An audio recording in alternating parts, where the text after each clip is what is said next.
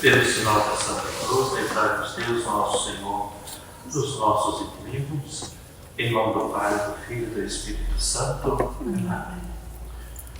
Meu Senhor e meu Deus, brevemente que estás aqui, que me vês, que me ouves, adoro-te com profunda reverência, peço-te perdão dos meus pecados e graça para fazer com fruto este tempo de oração. Minha Mãe Imaculada, São José, meu Pai Senhor, meu anjo da guarda, intercedei por mim. Amém. No Senhor sempre darei graças, no Senhor me alegrarei. Venham todos, não tenham medo, muita alegria o Senhor já veio, muita alegria o Senhor já veio. No Senhor sempre darei graças, no Senhor me alegrarei. Venham todos, não tenham medo, muita alegria o Senhor já vem, muita alegria o Senhor já vem. Essa é uma pequena meditação que nos ajudar. Já iniciamos bem o tempo do Advento, porque é um tempo muito bonito para a Igreja, é um tempo que tem uma marca de expectativa, também com algum acento penitencial, porque é um tempo para a gente poder revisar e pensar em como está a nossa vida, né? E é interessante porque logo no final do Advento tem o Natal do Senhor, e depois temos também, vamos dizer, o Ano Novo.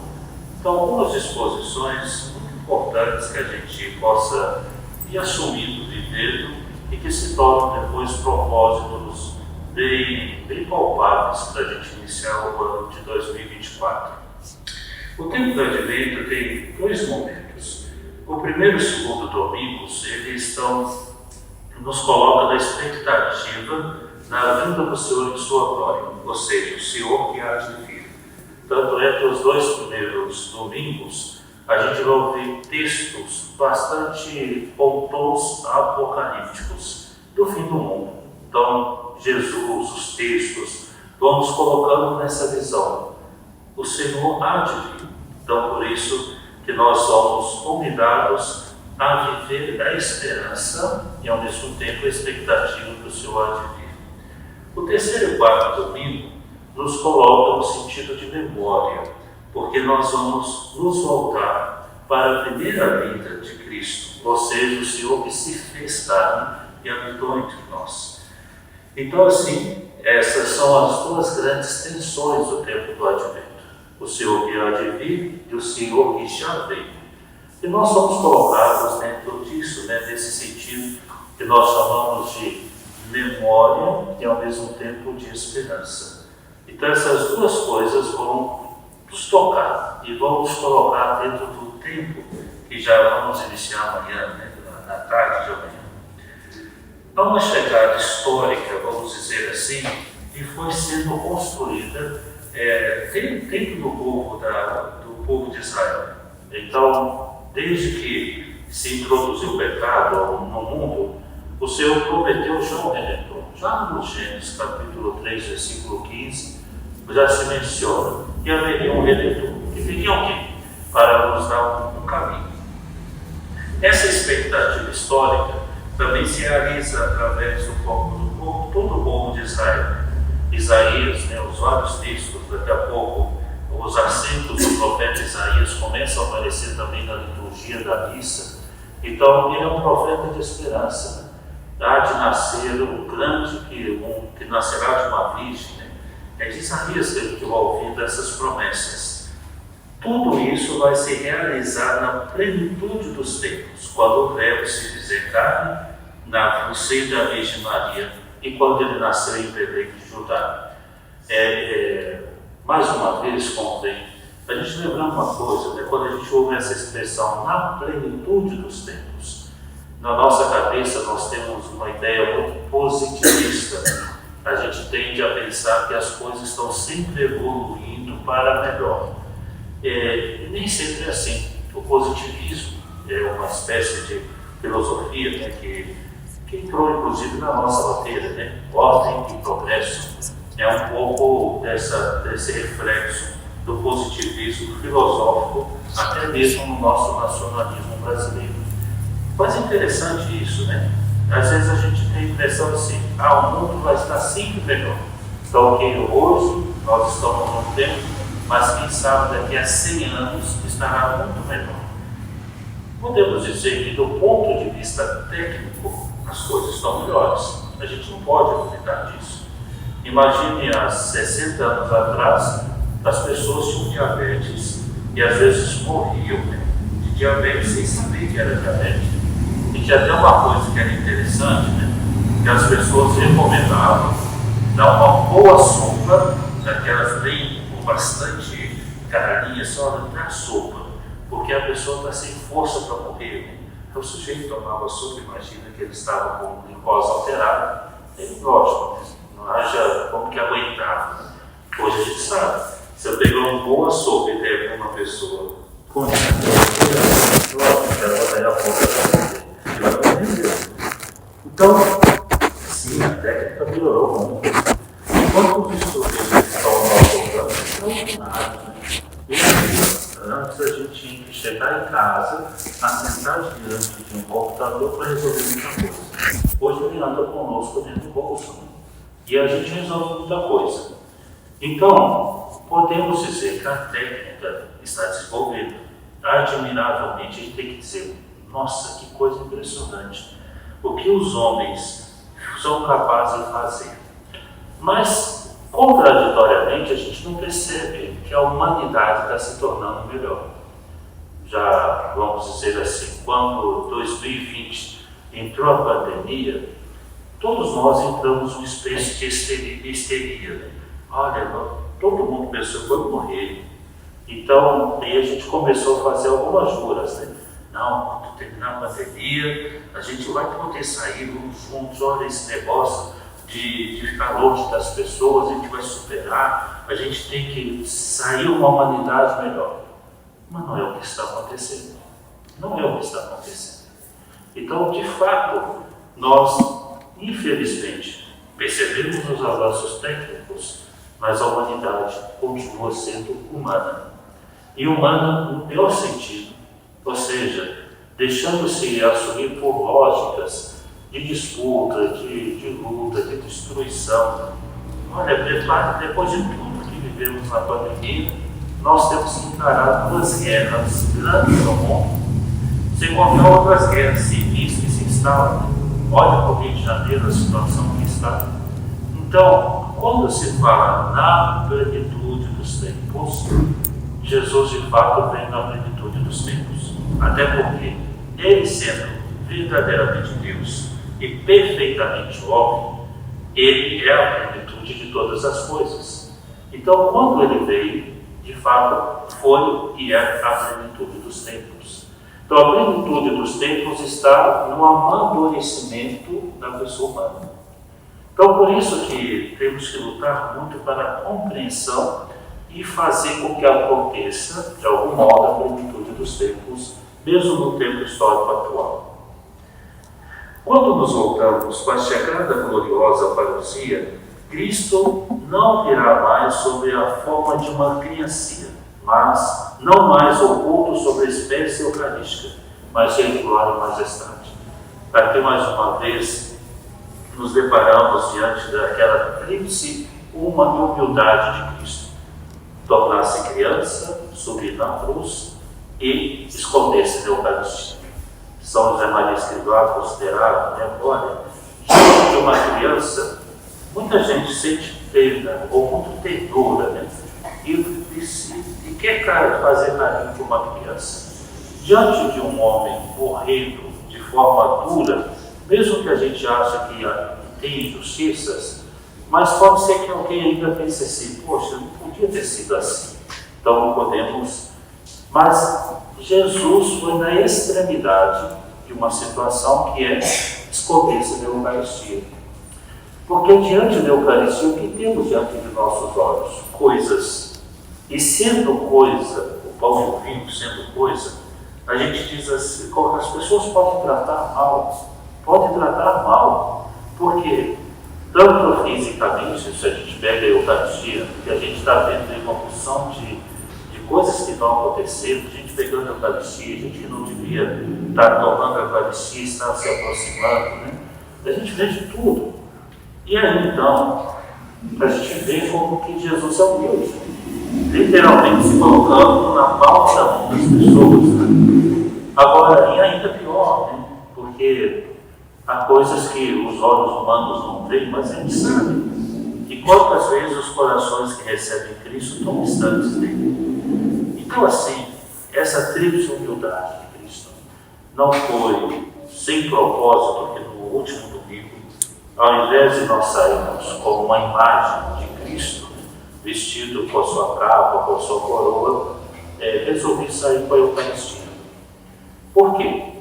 O Cristo, numa imagem, ele pode representar a sua glória, mas um pedaço de pão. Todos nós, numa procissão, acompanhando um pedaço de pão, que é Cristo. Então, quis deixar muito claro, naquela procissão do Cristo Redentor, Cristo Rei, que na realeza de Cristo aprendemos a extrema humildade. Nós só entenderemos que Cristo é Rei no momento em que entendemos que Ele é pastor, que cuida, e com esta humildade Ele quer retirar as pessoas do chão, quer dar-lhes um sentido de vida. Então, assim, o Natal vai nos fazendo caminhar para dentro desse sentido eucarístico também, a humildade de Cristo. A humildade de Cristo, o menino, na cruz, escondido na Eucaristia. Tudo se une, né? Há um canto destes populares, né? Que diz que, e é interessante isso, né? Por que algumas vezes nós encontramos o menino Jesus de braços abertos na manjedoura para lembrar do crucificado? Então, às vezes a gente olha, o menino está de braços abertos, né? Lembra do crucificado. O Evangelho vai nos dizer, na noite de Natal, que quando ele nasceu, ele foi envolto em faixas. O mesmo pano reaparece depois na cruz, quando desceram, não envolveram no sudário. E durante a missa, quando o padre abre o corporal une as faixas do menino Jesus, o sudário da Santa Cruz, e se torna sobre o altar o lugar onde o Cristo está colocado. Então vejam, a humildade não se trata só do menino, mas do menino Deus que se torna Jesus Redentor na cruz e que se oferece a nós pela Eucaristia. Cada ano no tempo do Advento, nós somos convidados a celebrar Jesus. A Santa Igreja nos fala da vinda de Cristo no fim dos tempos e nos adverte de que tal modo recebemos agora, seremos recebidos também no dia da parousia. Como acolhemos, seremos acolhidos. O Evangelho do último domingo, né? Senhor, quando é que o Senhor estava com fome, sede, nu e te servimos? Senhor, quando foi que o Senhor estava assim, não te servimos? Aqui então, o tempo do Advento nos faz pensar assim, como eu acolho Jesus? É como eu seria acolhido no fim da vida.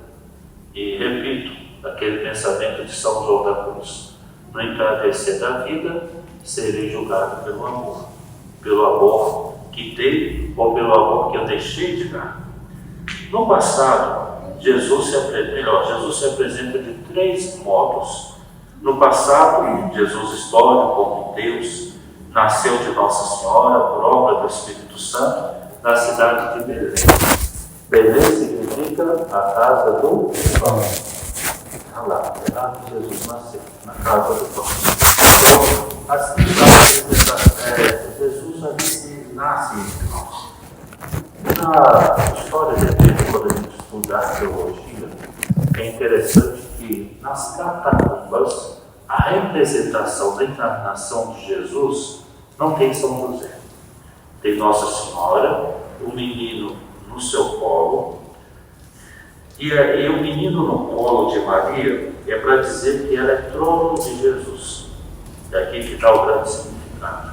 Depois, normalmente aparece algum profeta indicando uma estrela sobre o menino Deus, para dizer, ele é Deus. Mais tarde, ou concomitantemente, aparece também o boi e o burro, porque também a profecia diz, né, que o boi e o burro reconhecerão o seu dono. Então, a gente vê muitas vezes isso, né, na representação da teologia, sobretudo na história da Igreja Antiga. São José entra mais tarde, entrará mais tarde, já na Idade Média, ele entra também para dentro do presépio. Mas enfim, é para dizer que é um momento cheio de significado no momento da encarnação de Jesus. Jesus veio. Então aqui é o que nós chamamos do presente. Porque a gente pode pensar ou ficar destacando, ele que veio, ele que virá, mas ele vem. Então há uma presença da graça, o mistério de Deus entre nós. Esta vida se faz cada vez mais atuante na medida que recebemos de forma consciente na reconciliação e na Eucaristia. Então a gente tem que pensar, no tempo do Advento, está nos chamando a atenção, Cristo que veio, vem e virá. Então são as três grandes notas que devemos estar atentos, né? Então Jesus está presente no meio de nós. Na liturgia a gente repete, o Senhor esteja convosco, Ele está no meio de nós. Ou seja, Ele está aqui. Agora, como nós o vemos, nós o ouvimos na palavra, na Eucaristia, nas pessoas, né? Então precisamos ter atenção. O Senhor a todo momento está ao nosso lado. E no futuro será a vida de Cristo em poder e majestade para julgar os vivos e os mortos. Será o grande dia da glorificação. Mas quais são as respostas da nossa parte para essas três grandes vidas? Primeiro, pensando no Cristo que veio, homem e Deus, que caminhava pelas estradas da Palestina, pregando o reino de Deus, curando os doentes, ressuscitando os mortos. Então a gente tem que olhar para Jesus e pensar assim, Cristo esteve no meio de nós, e como é que Ele também é capaz de me configurar, mudar o meu jeito de ser, para que eu possa ser como Cristo. Então, qual é a nossa resposta a Cristo que veio? Eu tenho que contemplar a vida de Cristo a tal ponto que a vida dele seja capaz de me transformar. No presente, lembrar de Cristo que se aniquila, faz-se pão para alimentar a nós. Vamos dizer, no tempo atual, a humildade. Olha, todo tipo de vaidade, de extremismo, né? Isso é interessante, né? Todo extremismo da nossa parte, né? Quando a gente quer partir para a faca, né? Quando Pedro corta a orelha de Malco, né? Deixa que eu resolvo, Jesus foi lá e cortou Pedro, foi lá e colocou a orelha do Malco no lugar e colocou as coisas em ordem, porque todo tipo de destempero, de violência, de exigências, de dureza, é falta de confiança em Deus. Porque a gente começa a tentar resolver as coisas da nossa medida, do nosso jeito. E o que isso resulta? Resulta em falta de confiança em Deus. Porque eu estou acreditando muito mais no meu jeito do que esperando que seja do jeito de Deus. E sem contar com Deus, né? Então, no presente, a humildade. Sem dúvida alguma, a humildade. São Papa Bento XVI explica, né? O humilde é aquele que vence tudo com amor. Tudo com amor. Quando a gente se torna justiceiro demais, estamos nos afastando da humildade. Quando a gente abandona a oração, a gente está se afastando da humildade. Quando a gente começa a se contentar só com as lógicas do mundo, trabalho, vida social, e estamos afastando da humildade. E como responder a Cristo que vem e virá depois? Aqui nós temos que entender a clareza que chegará o momento do juízo final. O Senhor vai nos perguntar. De novo, entenda, o Senhor não vai chegar simplesmente vai para o inferno, vai para o céu. O Evangelho já disse para nós. E aí? Como você procedeu? Então ele vai simplesmente mostrar para nós, vai nos perguntar. E eu e você sabemos que deveremos dar conta de muita coisa, de omissões, de pecados que nós cometemos ao longo da vida. O tempo do Advento é um tempo favorável, é um tempo bonito, de espera, de organizar as coisas. Né? A tríplice espera, a gente pode pegar três grandes figuras, e aqui também vamos concluir, né? Isaías, João Batista e nossa querida mãe. Isaías é o profeta do Antigo Testamento que vai falando das promessas de Cristo. Ele que vai adiantando. Então, Isaías é o profeta da esperança. É o profeta da esperança. E ele vai dizendo exatamente isso, né? Que o Senhor há de restaurar a ordem, a paz, a justiça e o amor. A ação de Isaías denuncia o passado, questiona o presente e dinamiza o futuro. Bonito dizer, ele olha para o passado e denuncia, há muita coisa errada. Ele olha para o presente e olha, será que é assim mesmo? E olha para o futuro na esperança de dinamizar o futuro. Recomendo a vocês, tem uma música que se chama Arrumação de Elomar Azevedo. Futuca cuia, vamos plantar feijão no pó. E é interessante isso, né, que ele diz assim, a música: olha só que os forros está rabiado, está nublado. E vamos começar, pega lá o tucatuia, pega o catador, vamos plantar feijão no pó. E a gente sabe, né, que se comer muito seco no sertão, se você já semeia, vem a primeira chuva, planta o feijãozinho e dá uma garantia, né? Poxa, nasceu feijão, as amas se espalham, colhe feijão, a gente tem pelo menos como feijão com farinha, né? Então essa é a esperança. Depois ele diz, corre, vai colher o alho da tua avó. Se chover e o alho estiver na terra, ele belo estrago. Então corre, vai lá depressa. E ele diz ainda, olha, aí começa a fazer memória. Diz assim, todos os anos os ciganos sobem ao beira-rio. É só danos todo ano, nunca vi. Já estou cansado desse meu sertão. E ele ainda mais chega a dizer, né? Olha, mais uma vez a gata entrou, matou o pai do chiqueiro. Ou seja, a onça entrou e matou o bode. Como que pode? Então ele fica entre a esperança e a visão de vida, mas a música termina dizendo, futuca tuia, pega o catador, vamos plantar o feijão no pó. Então, é o tempo do Advento. É o tempo do Advento. A gente olha lá e diz, vamos plantar o feijão no pó agora. Porque quando vier o tempo da graça, fará germinar aquilo que eu tive que plantar com muito esforço. A segunda figura, São João Batista, ele é chamado para anunciar a chegada do Messias. Ele é a conclusão, mas ao mesmo tempo é ele que vai dizer, eis o Cordeiro de Deus que tira o pecado do mundo. A frase que eu coloquei no Instagram, enfim, para falar do dia de hoje, parare vias Domini, prepara os caminhos do Senhor. Parare vias Domini, prepara os caminhos do Senhor.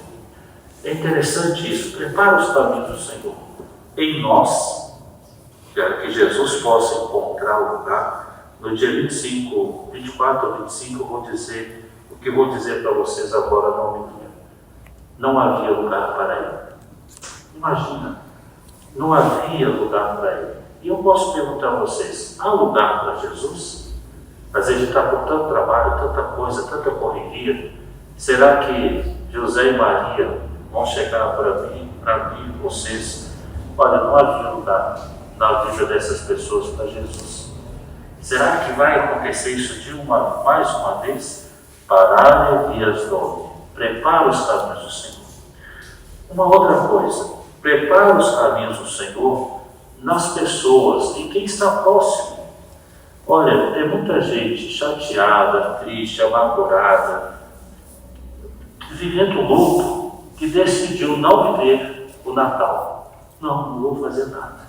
Vou ficar em casa, talvez eu vou sair, vou em alguma praia, e aí a gente sabe que a pessoa vai resolver luto com bebedeira. Então, às vezes pode acontecer isso. Então, nós precisamos parar em dias domini. Chegar perto dessas pessoas e dizer, como vai ser? Olha, vamos preparar, não deixa passar não. Você já fez o seu presépio, preparou a sua casa, né? É um bom tempo da gente arrumar as coisas, né?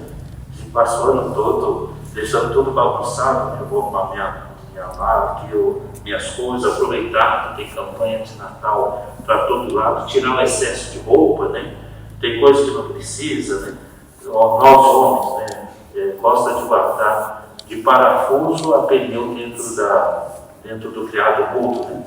Aí quando você abre lá, tem até pneu de caminhão dentro do criado mudo do sujeito, né? Então vamos lá, vamos ter coragem. A gente vai acumulando, juntando.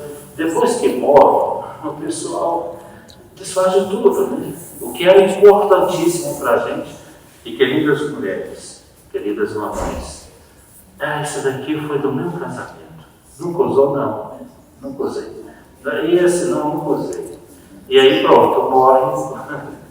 Ficou a opção de coisa não usada. Assim. Parar em dias domini. Prepara os caminhos do Senhor. Né? João Batista é o profeta da verdade, que prepara os caminhos do Senhor, denuncia os erros e olha para o futuro. E a terceira figura, Nossa Senhora. Maria é o exemplo vivo do advento e da esperança. Misto de chegada e presença, de ausência. É tão bonito isso, né? Em tempos que estamos vivendo atualmente, nós percebemos que as pessoas estão tornando-se virtuais cada vez mais. E quando tem oportunidade de estar próximo das pessoas, elas se apegam demais. Então, não estão sabendo lidar com ausências. Entende? E a pessoa sofre. Por quê? Ficou tão apegado ao mundo virtual que quando vem para a realidade descobre que é bom. E quando descobre que é bom, aí às vezes a pessoa perde um pouco o equilíbrio. Né? Então, Maria vai nos ensinar a presença e a ausência. Saber guardar o silêncio. Né? Essa frase de Nossa Senhora, né? Maria guardava tudo no seu coração. Bonito isso, né? Nossa Senhora viu o menino nascendo, os magos chegando, aquela confusão toda, ela podia dizer assim, caramba, não é que Deus, nossa, que maravilha, né? Vou até dar um testemunho lá na sinagoga, né? Não é assim que acontece? Nossa, aconteceu um momento de graça. Então, eu tenho que dar um testemunho aqui. Maria guardava todas essas coisas no seu coração. Depois que o menino Jesus ficou perdido, estava lá, perdido não, ele ficou em Jerusalém, quando José e Maria o encontraram, e aí teve aquela conversa, Jesus tinha 12 anos, ele já era adulto. Ele poderia dizer, estou indo embora, eu vou ficar por aqui, já sou adulto. 12 anos, né? Supõe-se que Nossa Senhora tenha tido Jesus entre 12 e 15 anos. Né? Falei, nossa, que absurdo. O pessoal vivia 38 anos no máximo. Né? Alguns chegavam a 80, ok. Mas a expectativa de vida era 40 anos. Então, se alguém ficasse esperando 28 anos para pensar em casar, já era, né? E eu tenho a noção de órfão no mundo, né? Então, o pessoal, 12, 15 anos, né, que se põe. Então, Jesus tinha 12, você sabia que possivelmente ele já era um adulto. Né? Mas aí, Jesus, diz o Evangelho, que ele voltou para casa e crescia em obediência e graça diante de Deus e dos homens. E a crescer do Evangelho de Lucas, Maria guardava todas essas coisas no seu coração. E Maria poderia ter entrado no pessimismo. Meu filho não é mais meu, ele está nem aí para mim. Olha só José, o que ele fez, olha a resposta que ele deu na frente de toda a sinagoga. Ele não podia ter feito isso. Não dá para imaginar que Nossa Senhora faria um negócio desse, não é verdade? Não dá para imaginar Nossa Senhora nesse drama. Oh, meu Deus! Né? Não dá para imaginar que Nossa Senhora faria um negócio desse. Ela, com toda a humildade, Maria guardava todas essas coisas no seu coração. Vamos pegar isso então, parare vias Domini. Parare vias Domini. Repitam comigo. Parare vias Domini. Prepara os caminhos do Senhor. E a segunda, Maria guardava todas essas coisas no seu coração comigo. Maria guardava todas essas coisas no seu coração. Fiquemos com essas duas frases para a gente viver bem o tempo do Advento. Após a missa, nós vamos explicar, vou propor algumas coisas, e esse é o plano. Não ficou pronto, né? Nós vamos entregar amanhã pela manhã, já por volta de depois da missa das crianças. Quem tiver interesse, então vai ter planner. Mas a gente vai aproveitar para explicar um pouco, para que eu ajude vocês a viver o tempo do Advento. Já deixei duas indicações. Parare vias Domini e Maria guardava todas essas coisas no seu coração. Muito bem. Então, vamos rezar a Santa Missa, do motivo do Sagrado Coração de Jesus. Terminada a missa, nós vamos para o salão, porque o apostolado da oração se reúne aqui. Então, eles vão fazer a reunião mensal e nós estaremos lá no salão, conversando um pouco mais sobre o Advento, sobre o planner e como vivemos bem esse tempo. No Senhor sempre darei graças, no Senhor me alegrarei. Venham todos, não tenham medo, muita alegria o Senhor já vem, muita alegria o Senhor já vem. Dou-te graças, meu Deus, pelos bons propósitos, afetos e inspirações que nos comunicasses nesta meditação. Peço ajuda para os pôr em prática. Minha Mãe Imaculada, São José, meu Pai Senhor, meu anjo da guarda, intercedei por mim. Amém.